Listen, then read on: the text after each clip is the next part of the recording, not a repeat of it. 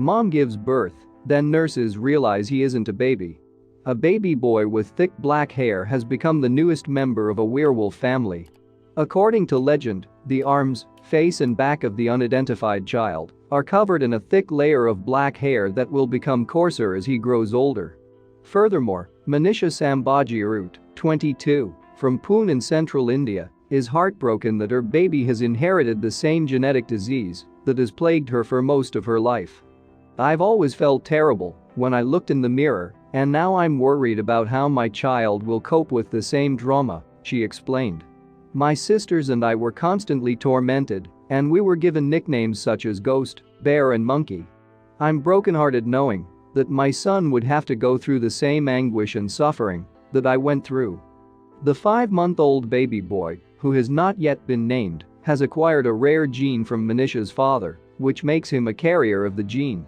There is currently no known cure for werewolf syndrome, also known as hypertrichosis universalis or universal hair loss.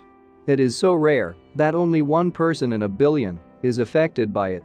I was overjoyed when I gave birth to a son, but I was devastated when I discovered he had the same disease as me, Manisha continued.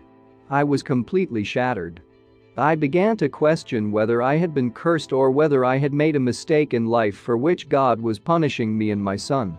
However, he is my child and I will love him and care for him unconditionally in the same manner that my mother cared for me, no matter how he seems. It was an arranged marriage that brought Manisha and her husband, Vidal, 30, together on May 25 last year. They're now happy to be parents, but Manisha's mother-in-law is heartbroken about the situation of her grandson, who is a sweet stall owner. My husband is really supportive and devoted to his son, but my mother-in-law is not pleased, Manisha continued.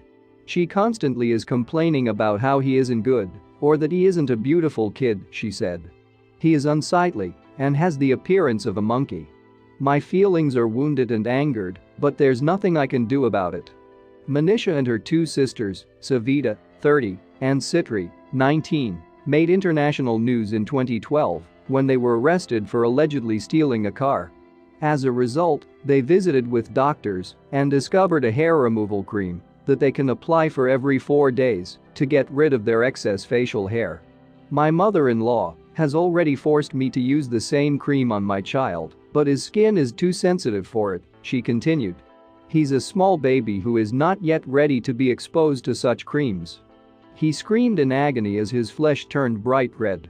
Manisha is now resolved to provide her child with a pleasant childhood and to guarantee that he does not suffer from bullying as she and her sisters did. My only wish is that my child will grow up to be a normal child, she concluded.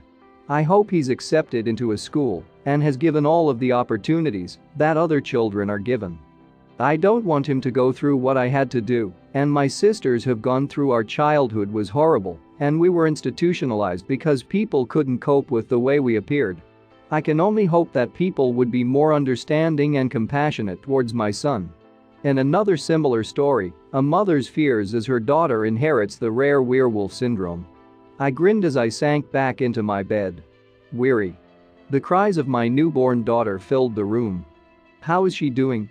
As I watched my mother cradle my infant in my arms, I mumbled something. A rush of anxiety washed over me when she didn't respond. What if my child inherited our family's life-threatening illness? Manisha, now 19, and Kpitri, 17, are my 2 younger sisters, and we all have a rare illness called werewolf syndrome, commonly known as hypertrichosis universalis. We have long hair all over our bodies, which has forced us to live as recluses and forced us to wear head-to-toe tunics whenever we had to go out to avoid outsiders pointing at us or making fun of us. Now I was staring at my mother, Anita, who was holding my daughter, waiting for her to say everything was fine. Silence. I tried to capture her attention, but she appeared to be avoiding it. How is she doing? Mother? Nerves jangling through my body, I repeated. Please let me know that my little baby is doing well. She looked at me with her eyes elevated. They were dripping with tears, which I noticed. She's like you, she whispered softly, taking my hand. I burst into tears, heartbroken. Give her to me, I said. I'm looking for my daughter. I stretched out my arms in front of me staring at the small newborn covered in a white sheet. She was already sound asleep and appeared to be in a wonderful condition. I gently moved the sheet away from her tiny body and discovered that she was completely covered in velvety black hair from head to toe. "Not you either," I muttered as I stroked the back of her hand.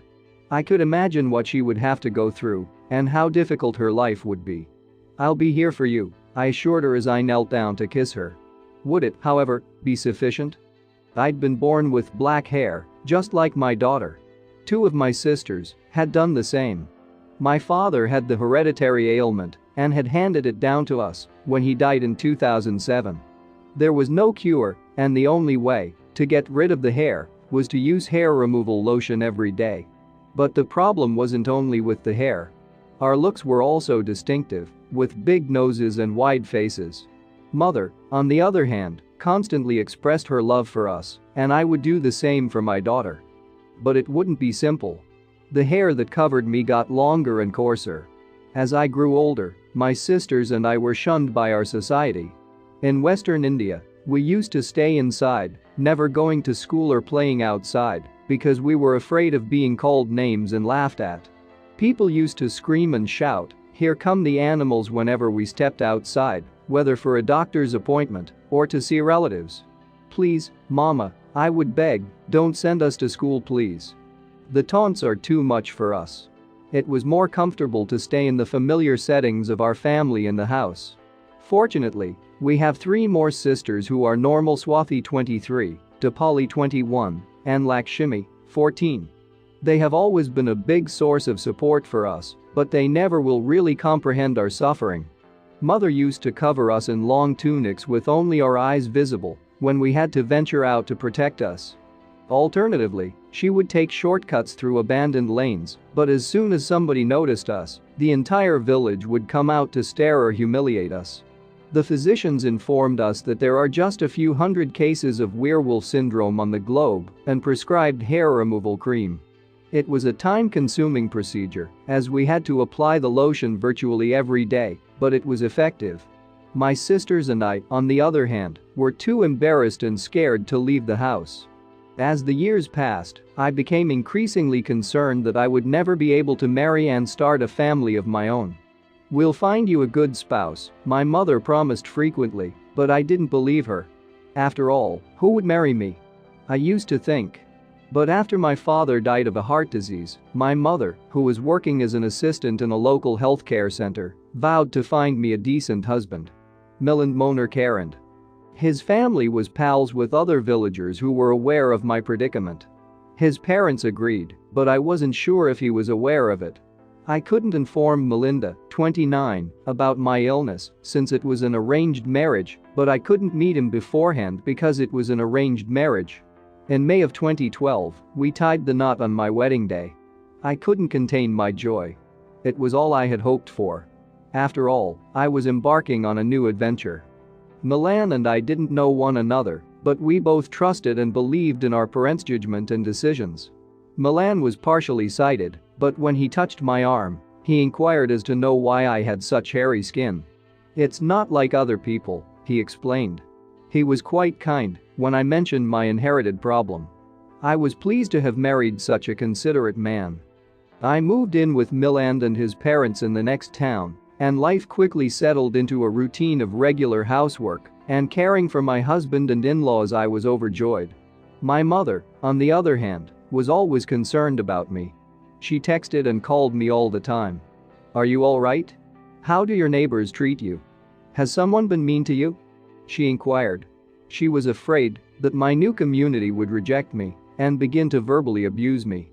I was also concerned that my adult life might begin to resemble my childhood, but happily, no one was hurt when I came out. There were some evident glances and finger-pointing, but it was nothing compared to the trauma I had endured as a youngster. And best of all, I was pregnant within a few months. "I'm expecting a baby," I said over the phone to my mother finally. "My fantasies are coming true, but we all knew the truth. There was a good likelihood that this baby would be born with the same problem as his or her siblings. I prayed every day that she wouldn't be the one to inherit it, but there was nothing I could do about it.